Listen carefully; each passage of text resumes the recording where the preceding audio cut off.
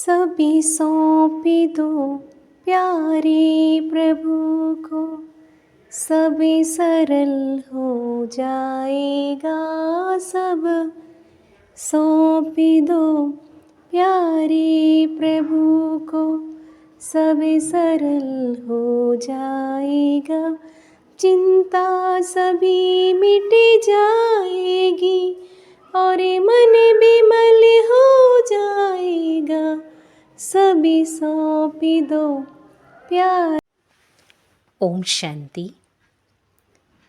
हम भागवत के अंदर एक बहुत सुंदर स्टोरी सुनते हैं, कई बार सुना है, लेकिन हर एक चीज़ की जितने बार सुनो उसके रहस्य स्वरूप बदल जाते हैं।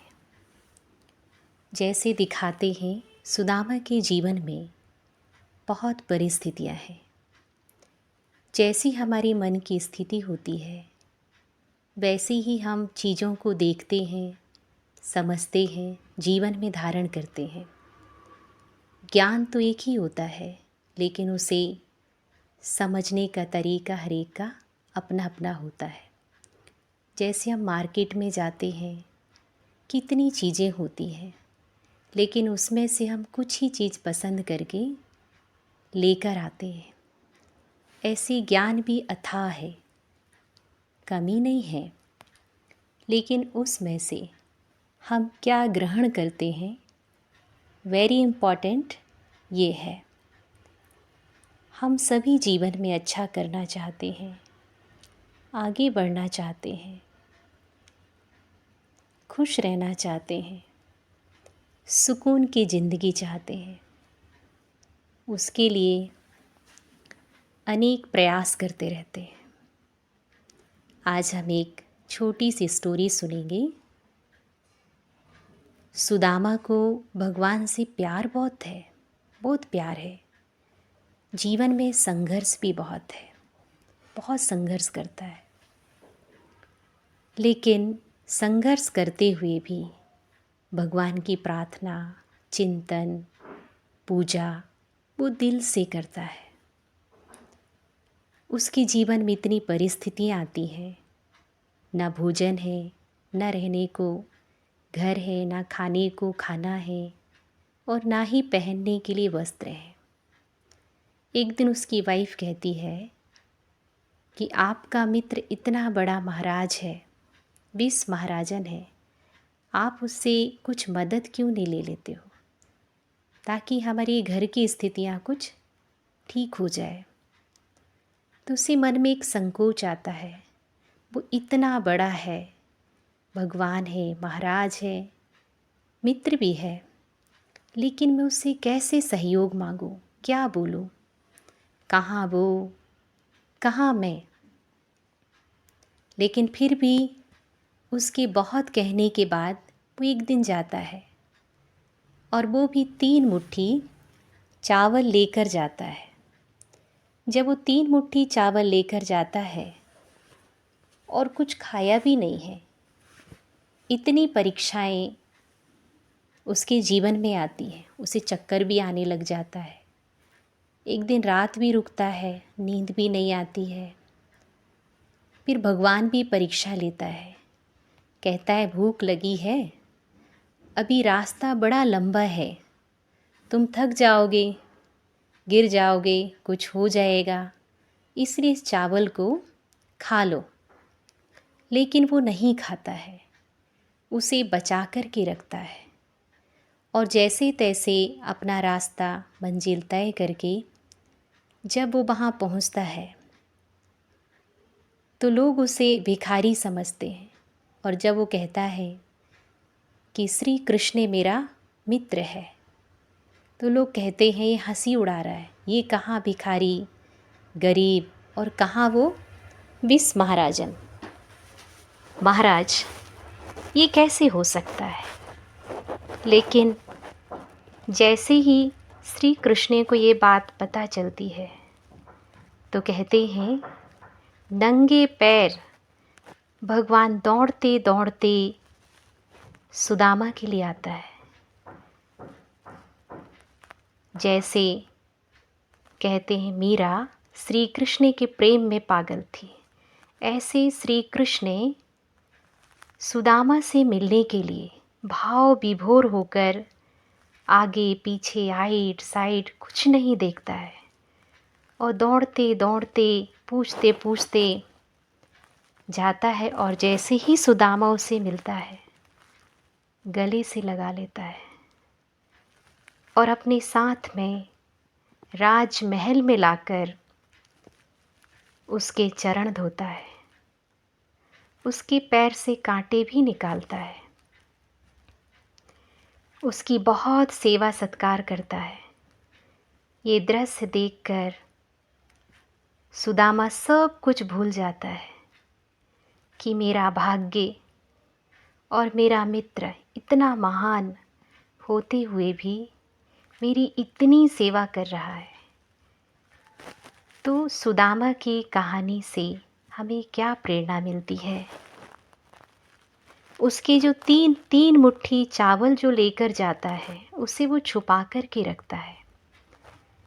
श्री कृष्ण जो राजा है, भगवान है, वो सुदामा के लिए स्पेशली टाइम निकालता है, उससे मिलता है और पूछता है, सब कुछ पता होने के बाद में भी पूछता है सब कैसे हैं, घर में भाभी बच्चे सब कैसे हैं।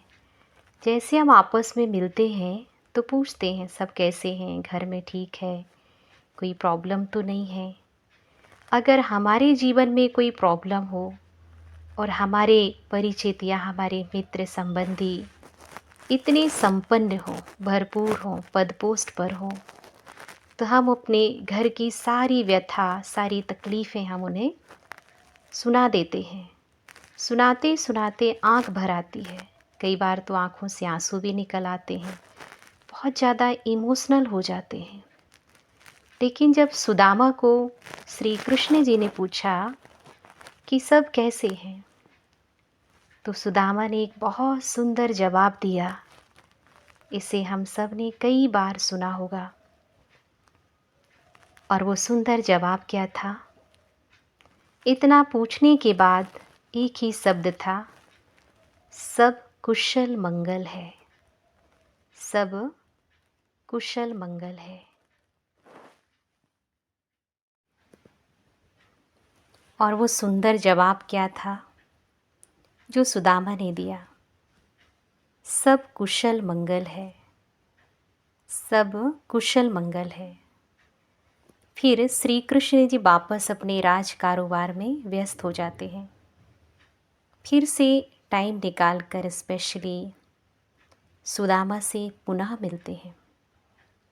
दूसरी बार फिर से उन्होंने घर का समाचार, परिवार का फिर पूछा, सब कैसे हैं, अब तो बता दो, सब कैसे हैं।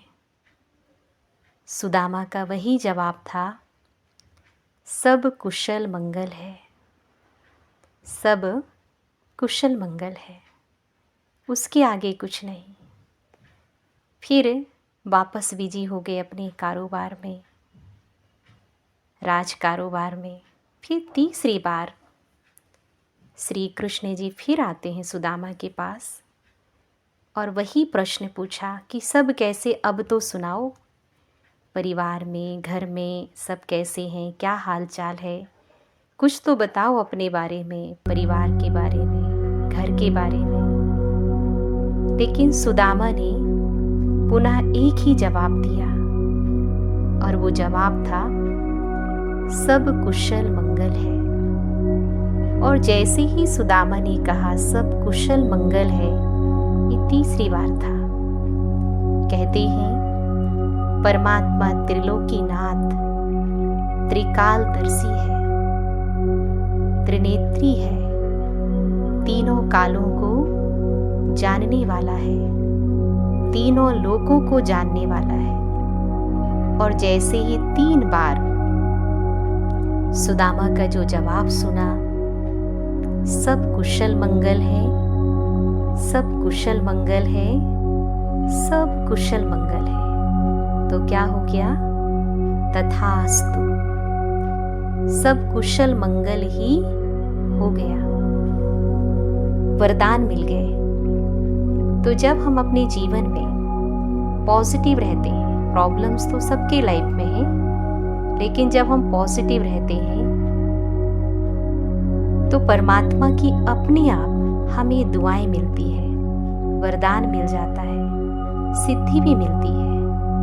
कहते हैं सरस्वती माता 24 घंटे में एक बार हर एक के जीवा में बैठ जाती है और 24 घंटे में कोई ना कोई एक विचार, एक शब्द सिद्ध हो जाते हैं। अब हमें ये नहीं पता कि 24 घंटे में सरस्वती देवी कितने बजे और कब आकर के हमारी जीभा पर बैठेगी, और वो कौन सा टाइम होगा जब हमारे शब्दों में सिद्धि होगी, हमारे विचारों में सिद्धि होगी।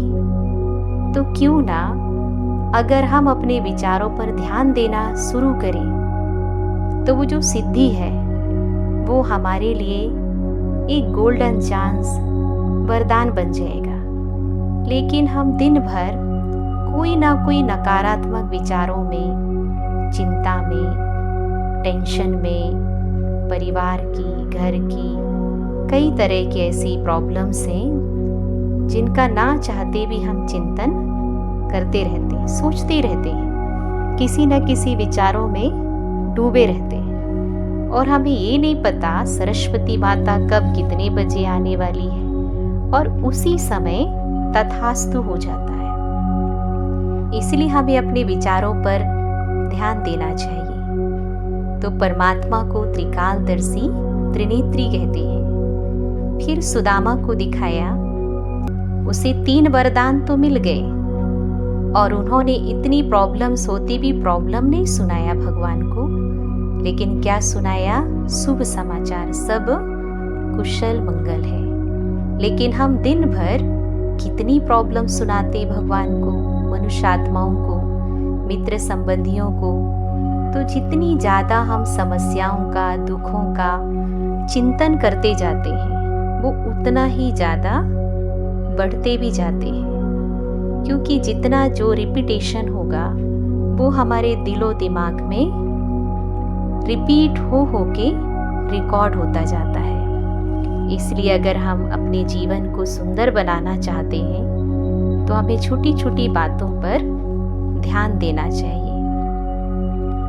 फिर सुदामा को दिखाते हैं, उन्होंने जो 3 मुट्ठी चावल रखे थे उस चावल को भी छुपा कर रखा था, लेकिन उस चावल में त्याग बहुत था। खाना नहीं है, बच्चे नहीं खाए, भूखे हैं, खुद भी नहीं खाया, लेकिन उसे ये था कि मैं ये चावल श्री कृष्ण के पास उसको देना है, मैं उसके लिए लेके जा रहा हूँ, खाली हाथ कैसे जाऊँ। और उसे भी छुपा के रखता है, ये तो राजा है, महाराजा है, ये कच्चे चावल में उसको कैसे दूँ। लेकिन ये बात तो उसे पहले ही पता होती। फिर वो पूछता है, मेरे लिए क्या लेकर आए हो? भाभी ने मेरे लिए क्या भेजा है? तो उसे अंदर से संकोच लगता है, उस चावल को वो छुपा के रखता है। तो कहते हैं श्री कृष्ण जी खींच करके उस चावल को लेता है, और चावल भी 3 मुट्ठी, वरदान भी 3। और जैसे वो चावल की मुट्ठी लेता है और उस चावल के एक एक दाने गिन गिन करके सुदामा को उसका सौभाग्य, वरदान देना शुरू कर देता है।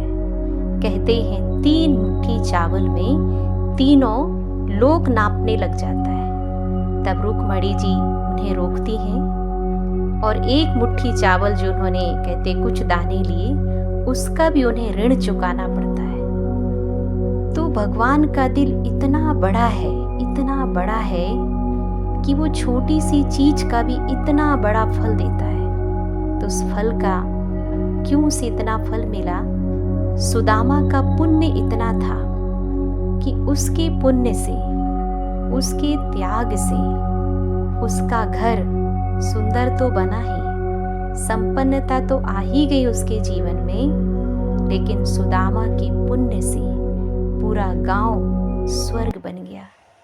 ऐसे हम परिवार में रह कर के अगर एक सदस्य भी अच्छे मार्ग पर चलता है, पॉजिटिव रहता है, तो उसकी सकारात्मक विचारों का प्रभाव परिवार, घर, वर्क प्लेस हर जगह पड़ता है और उसके पुण्य का फल भी औरों को भी प्राप्त होता है, उस तक सीमित नहीं रहता है। तो सुदामा के पुण्य का फल एक को नहीं मिला, उसने सिर्फ अपनी तकलीफ़ें दूर नहीं की, औरों की भी तकलीफ़ें, औरों की भी संकट उन्होंने दूर किया। तो कई बार हम सोचते हैं हम करेंगे तो हमें ही मिलेगा, जो करेगा उसको मिलेगा, लेकिन हमारे माध्यम से कितनों का कल्याण हो जाता है और हमारे सत्कर्मों से कितनों को प्रेरणा मिलती है। तो इसीलिए हम भी अपने जीवन में हर परिस्थिति में पॉजिटिव रहने का संकल्प करें, क्योंकि भगवान हर एक कर्म का फल, हर त्याग का फल हर एक को देता है। उसका कर्म, उसका फल, उसका त्याग कभी निष्फल नहीं जाता है। अच्छा, ओम शांति। आगे की कहानी हम बाद में सुनेंगे।